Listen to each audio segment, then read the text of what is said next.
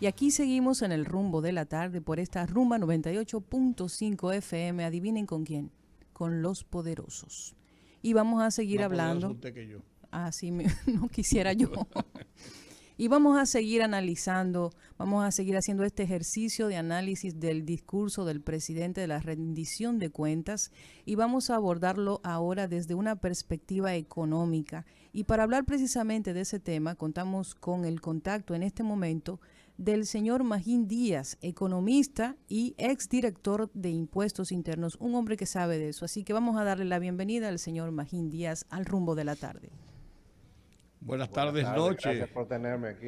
Buenas tardes, noche, Magín. ¿Cómo está todo? Exactamente. Bien. Muy bien, todo muy bien.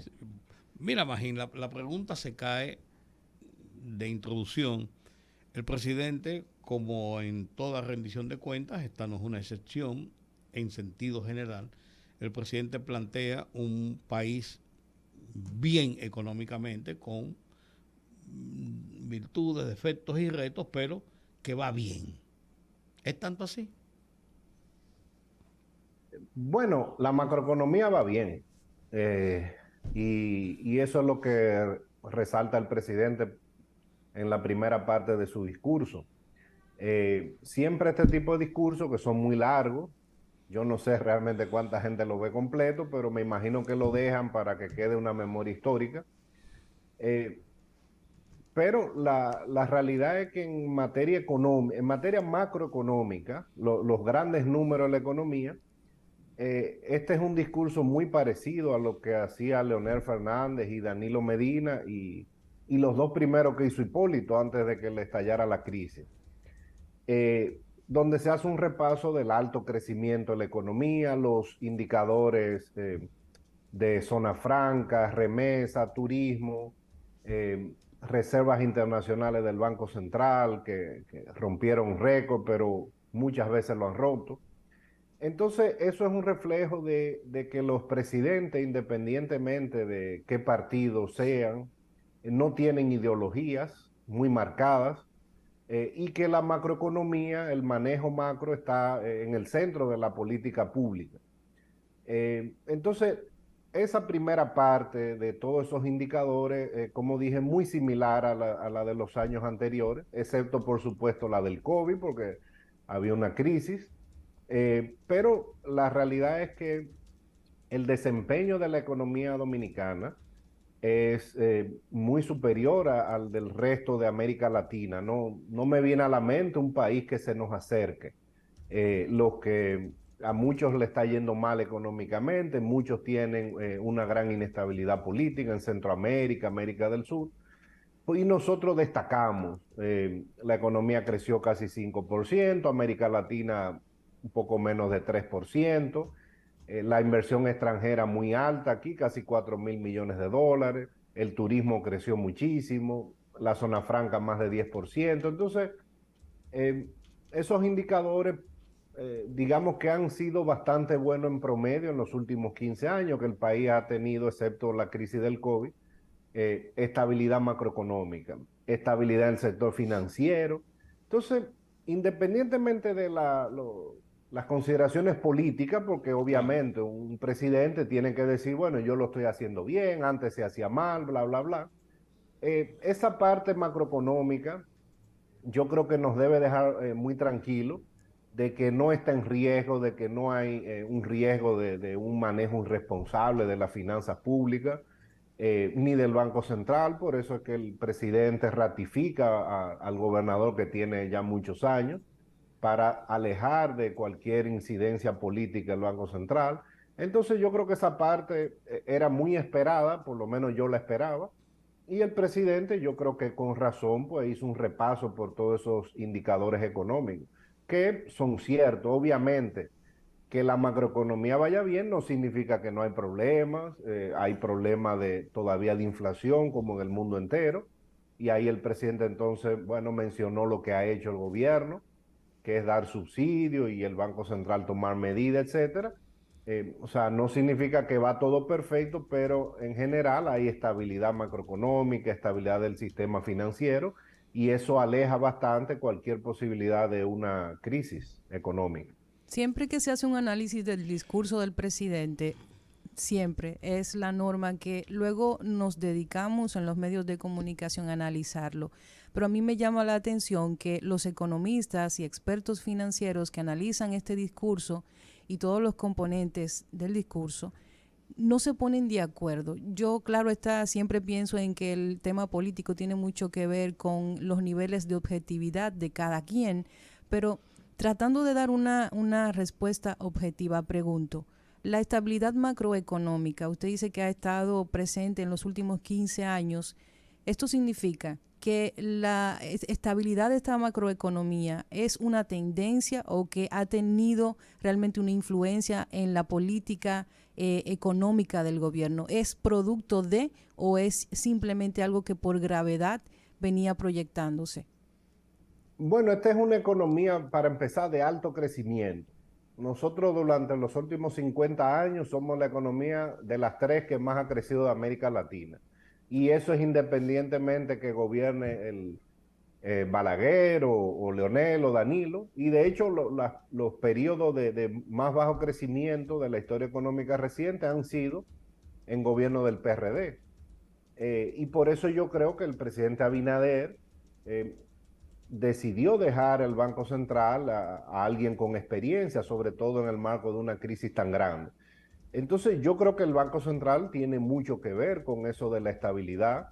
Es un banco manejado por alguien que ya, bueno, pronto va a cumplir 25 años al frente del Banco Central, no consecutivo, pero sí pronto va a cumplir 20 años consecutivos, y más otro periodo que tuvo. Entonces, haber dejado al Banco Central yo creo que ha garantizado un poco estabilidad en el sistema financiero y confianza en los agentes económicos. Ahora, también el gobierno ha hecho su parte, ha sido una política fiscal que yo creo prudente, es razonable en una coyuntura internacional muy difícil, ha tenido que enfrentar no solo el COVID, después el aumento del petróleo, del gas, del carbón, de los alimentos, ahora el aumento de la tasa de interés a nivel internacional, o sea, es un choque externo uno tras otro, entonces el gobierno pues lo ha manejado razonablemente bien.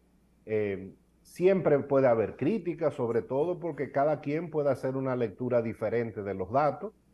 Eh, yo trato de mantenerme objetivo porque hasta risa me da, o sea, las cosas que ahora el gobierno defiende eran las mismas que criticaba antes, o sea, el déficit es más o menos el mismo que antes, la deuda se maneja más o menos igual que antes, el crecimiento económico ahora el gobierno lo ha puesto como una punta de lanza de su gobierno, antes lo criticaba y bueno, ahora ese rol le toca a la oposición. Ahora, como macroeconomista, o sea, el manejo de la pandemia y de esta crisis post-pandemia que ha habido en el mundo, del país, ha sido de los mejores de la región, sin duda, no solo a nivel económico, sino sanitario. Una cosa que siempre también quiero preguntarle a expertos como usted es la siguiente. Vemos todos estos datos año tras año en relación al crecimiento de la economía.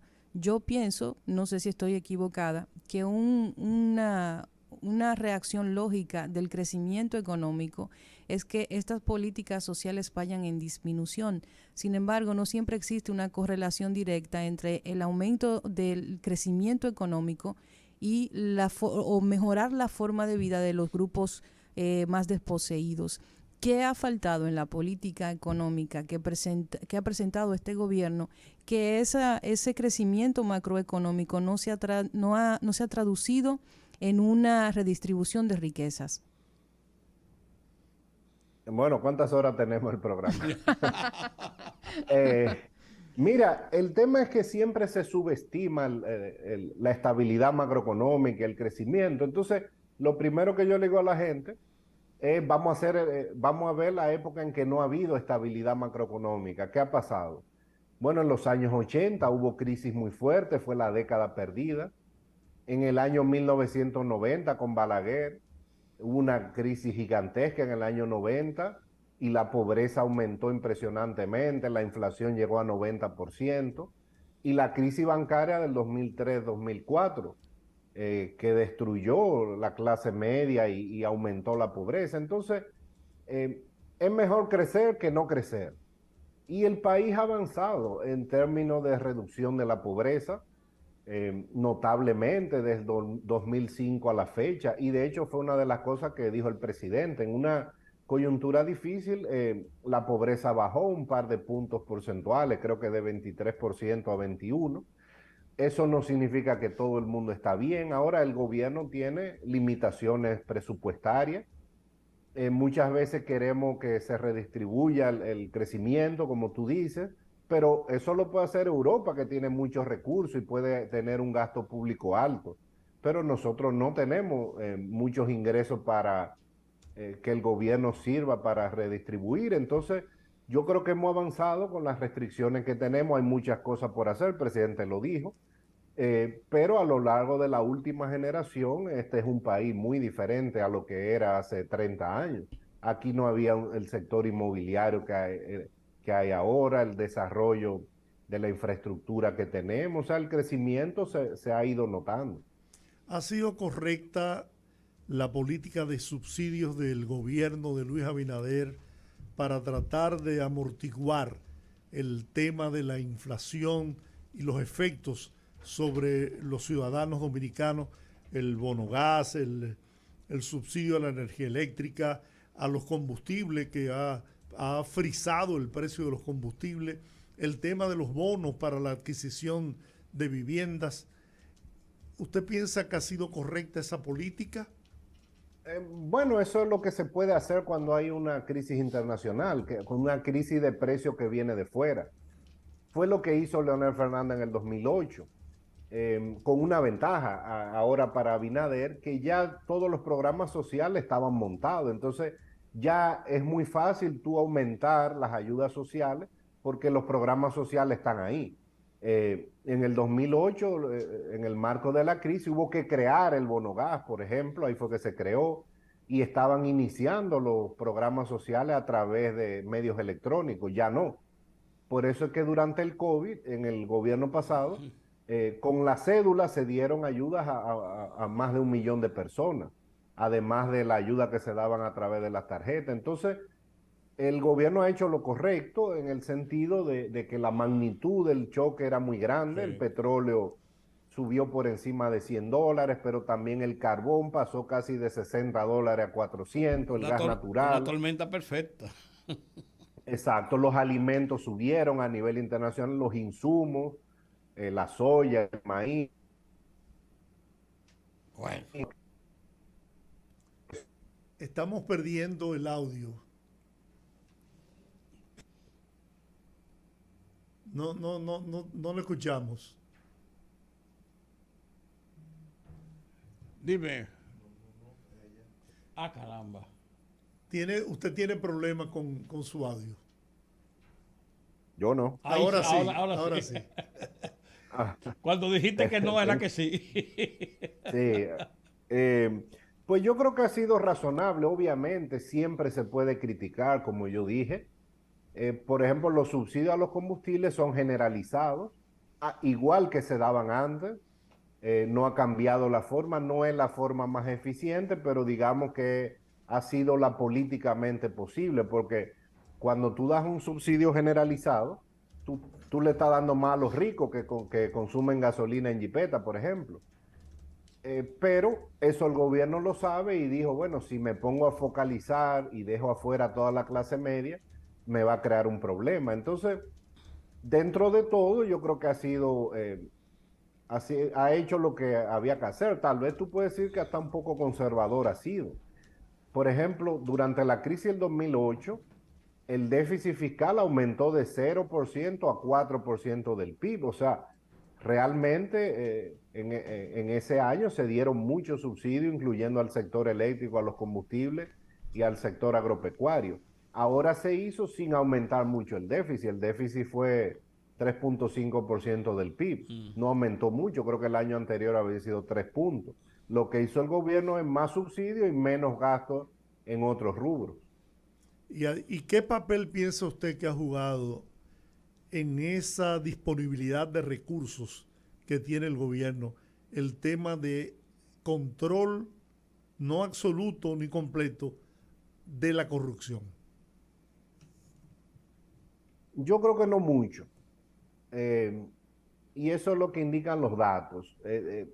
Porque el combate a la Por corrupción, ejemplo, escúcheme, le voy a señalar un tema que dijo el presidente, los comedores económicos, que hoy, a pesar de que están más caros los insumos, los productos, se están distribuyendo 8 o 10 veces más raciones de alimentos con el mismo presupuesto. sí, pero eso hay que verificar, obviamente, yo creo lo que él dice, pero esos son, dado el nivel de gasto público que hay en el país, eso es marginal, el impacto. Eso no significa que no deba hacerse, es una lucha de largo plazo, la lucha contra el despilfarro y eso. Ahora, como macroeconomista, eso es poco dinero. ¿Por qué? Vamos a ver. El gobierno destina el 4% del PIB a educación, el 3% a pago de intereses. La nómina pública son más de 150.000 millones de pesos. Eso no ha bajado. Entonces, el, el gobierno en el corto plazo puede afectar solo una pequeña parte del presupuesto. Eso no te hace una diferencia macroeconómicamente. Ahora, yo creo que sí, un presidente que dé la señal de que no tolera, de que cambia funcionario, pues a largo plazo sí se va a ver. Pero de hecho, en este año el gasto público es más alto que hace un par de años, antes que la crisis del COVID. Entonces, yo creo que sí, que eso crea un ahorro, pero no es un ahorro monetario que tú lo ves, sino digamos, lo que quiso decir el presidente, con menos recursos estoy haciendo lo mismo, eh, o con igual recurso hago mucho más. Esa es la Eficientización del eficiencia. gasto. Exacto, pero eso es difícil verlo. Por ejemplo, como te dije, el presupuesto es muy rígido. Y de hecho, el gasto público ahora debe ser unos 60 o 70.000 millones, un punto del PIB más que lo que era en el año 2019. O sea, el gasto ha aumentado, no ha bajado. Siempre esa es una pregunta complicada, porque eso es difícil de medir. ¿Cuál es el impacto de esa gran lucha contra la corrupción? Yo personalmente no creo que la corrupción ha bajado. Lo que ha bajado es la impunidad, porque la corrupción es un fenómeno que no te baja de un año a otro. Lo que ahora tú tienes es tal vez una señal más clara, y eso tú lo ves en el hecho de que muchos funcionarios han tenido que salir del gobierno. Tal vez esa es la diferencia. Ahora, eso no se va a reflejar en que el déficit fiscal va a bajar, ni mucho menos. Eso no. En sentido general, si analizamos el discurso del presidente, un discurso de su rendición de cuentas y con mucho optimismo hacia el futuro, ¿cómo se prevé este año, Magín? Bueno, el presidente no puede ser pesimista, ¿verdad? A menos que sea una guerra como No, claro. Churchill, que dijo: yo lo único que voy a prometer es sangre, sudor y lágrimas, algo así. Un presidente tiene que vender optimismo, y él eso es lo que trata de vender. Ahora, él pone sobre la mesa, bueno, tenemos retos muy grandes. A nivel económico, por ejemplo, el hecho de que Estados Unidos esté aumentando tanto sus tasas de interés, eso puede causar problemas. Esa fue la raíz de la crisis de América Latina en los años 80, incluyendo nuestro país. O sea, el gobierno tiene que estar monitoreando eso. O sea, una situación internacional que va mejorando en algunos aspectos. Por ejemplo, el petróleo ha bajado, la energía, los alimentos han bajado a nivel internacional, pero entonces ahora viene el tema de la tasa de interés. En Estados Unidos, una posible desaceleración, y como él terminó su discurso con el principal reto que tiene el país, que es más que económico, es geopolítico, que es el tema de Haití. Entonces, es un año que también pinta con muchos retos, como esos que mencioné a nivel internacional, diferentes.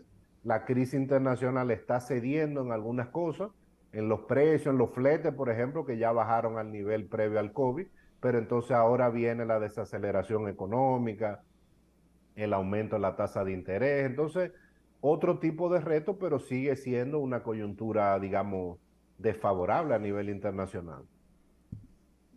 Bueno, Mejor de ahí. Mejor de ahí se daña, Se ¿verdad daña. que sí? Bueno, pues vamos a agradecerle al señor Magín Díaz, economista, que ha Hacer la estado... prueba. hace mucho. No te hagas, Magín. La pasa siempre con excelencia. Darle las gracias y comprometerlo al aire para que vuelva con nosotros más adelante. Claro que sí, siempre a la orden para ustedes. Gracias, Magín. muy Muchas amable. gracias, Magín. Buenas Bueno, tardes. un gran saludo. Bueno, señores,